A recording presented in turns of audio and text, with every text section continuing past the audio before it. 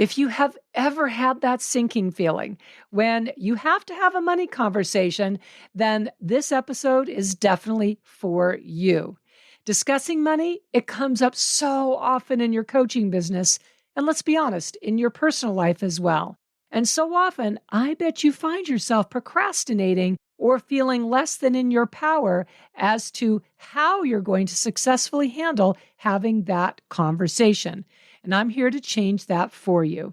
I'm Kendall. Tune in this week as I'm walking you through a few of the elements of my exact process for effortlessly handling even the most emotionally charged money conversations like a boss.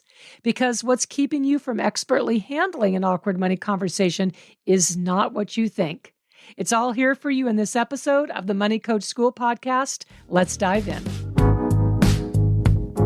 Welcome to the Money Coach School podcast. To really excel at coaching women, you have to be skilled, confident, and even fearless at money coaching.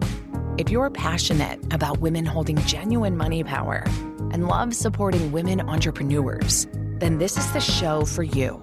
Now here's your host, money feminist Kendall Summerhawk.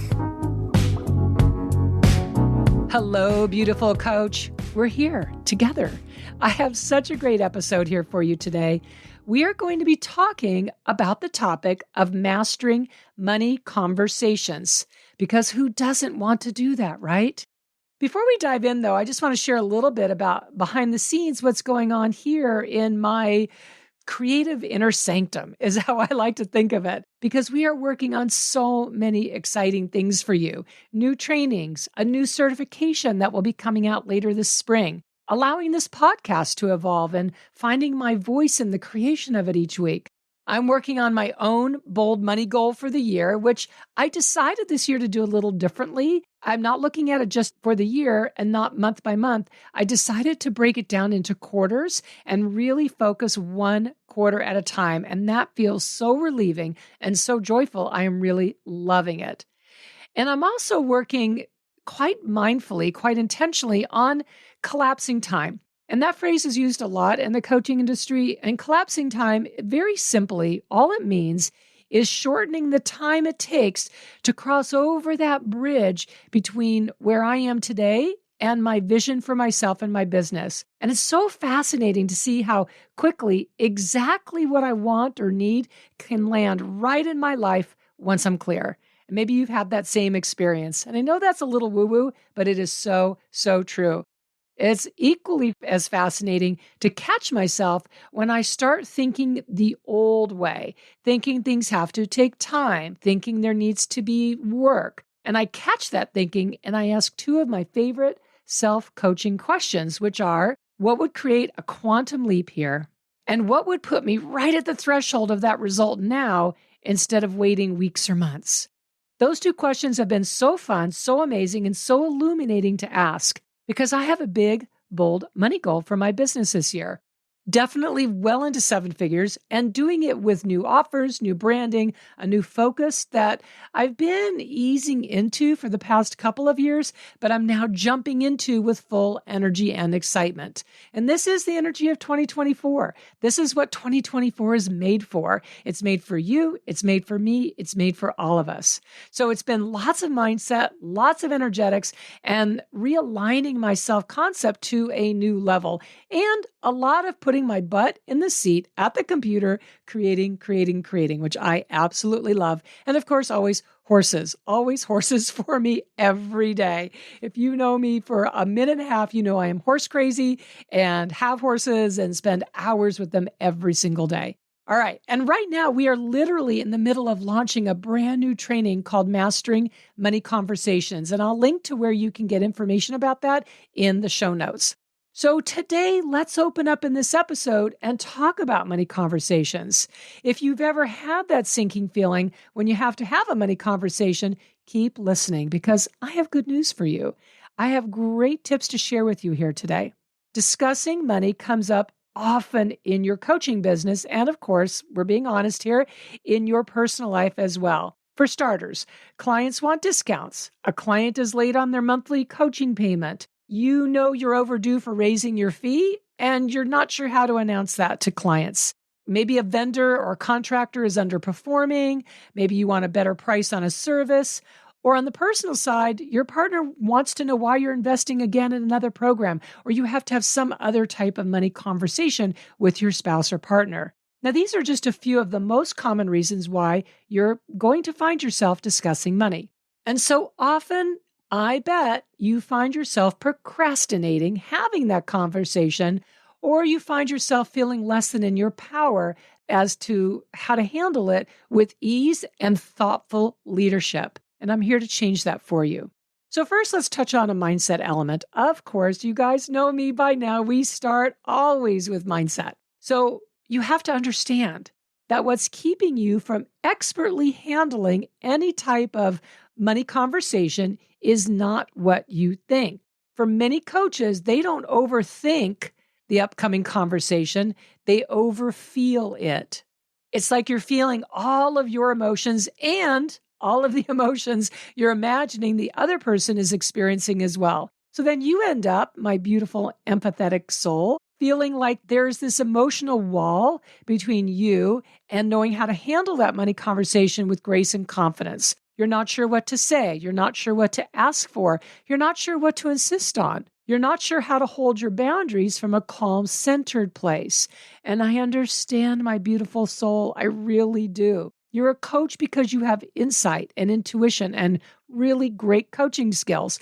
So why does it seem like all of those coaching skills suddenly fly out of the window when there's a money conversation that you need to have? Well, what I discovered early on in my coaching business, which I'm losing track, it was like over 22 years ago, is that learning how to handle money conversations with grace and confidence and leadership and respect, which is such a powerful combination, is a skill.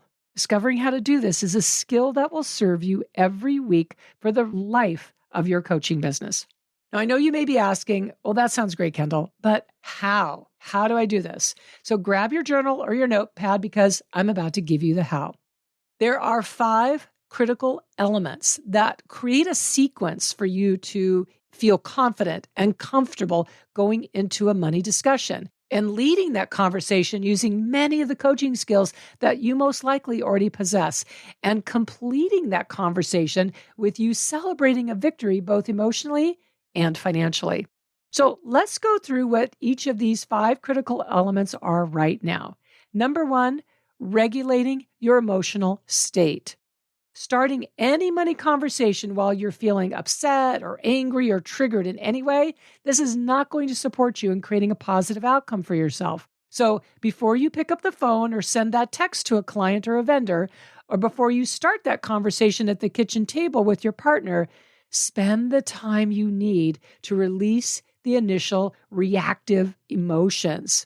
I'm here to tell you that underneath those emotions are a truth you want to discover, because when you do, you're going to instantly be free to think clearly and to lead the money conversation with grace and confidence. So taking a few minutes to get centered, breathing normally, and releasing any triggers about the situation is critical as your first step. I want you to think about it this way. You're more likely to engage and lead the conversation like a coach if you're first calm and clear in your thinking and any drama surrounding the circumstances has been released. Learning how to do this is a skill. So please do not expect to know how to release your own triggers without specific training in how to lead money conversations. Nobody was born just knowing this, all right? This is such a critical first step that I created a very specific sequence, a framework, if you will, that I teach inside of Mastering Money Conversation. And it works brilliantly and is something you can do in just a few minutes. And what happens is that then you experience what it feels like to feel confident and free to step into that money conversation like a total boss. Okay, so that is number 1. Number 2, getting clear on the outcome or the solution that is best for you. Money conversations often feel high drama if you're trying to people please, or if you're trying to spare someone else feeling upset in any way. You have to let that go because remember, you are not in control of someone else's thoughts or emotions. If you step over into someone else's experience and try and manage that for them, it creates a mess. It creates a mess for you. It creates a mess for them. And for creating a win-win result, that just really becomes not possible. It also sets you up to make a very big mistake that I call relinquishing on the fly.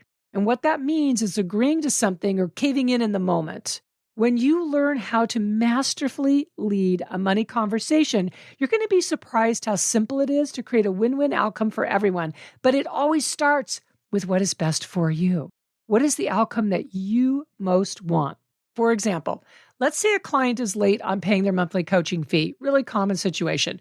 While it's easy to think that the best outcome is, well, my client starts paying, yeah, that would be great, right? But that actually doesn't spark your leadership as a coach. So instead, maybe the best outcome for you is to have a clear, clean conversation where the client either gets back on track with their payments or stops coaching since they can't continue to receive service for something that they're not paying for.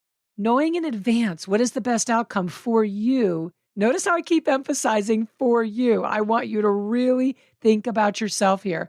This is going to give you a clear purpose and direction for the money conversation. Now, I'm not asking you to be unfair or greedy or grabby or anything like that. What I'm asking you to do is to be clear about what works best for you.